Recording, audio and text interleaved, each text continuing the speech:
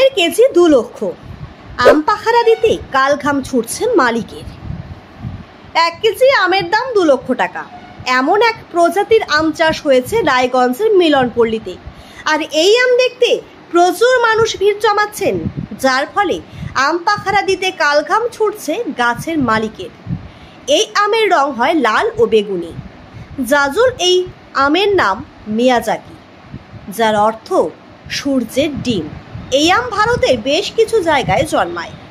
আম চাষি সুজিত দাস যা বলেন, এই আম সাধারণত জাপানে পাওয়া যায়। জাপানের মেইজেই রাজবংশের শাসনকালে এই আমের উৎপাদন শুরু হয়েছিল বলে শুনেছি। মাখনের মতো রসালো শাঁস এবং সুগন্ধির জন্য এই আম বিখ্যাত। এই আমের মিষ্টতার কারণে সুপরিচিত।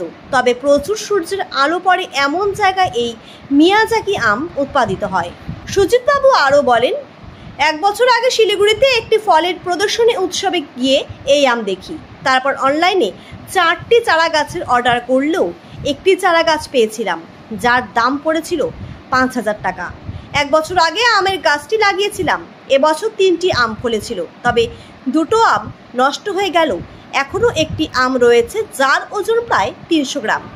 এই আম ফলের প্রদর্শনীতে নিয়ে যেতে চাই। প্রদর্শনীতে ভালো দাম পেলে আরও এই আম গাছ লাগানোর ইচ্ছে রয়েছে।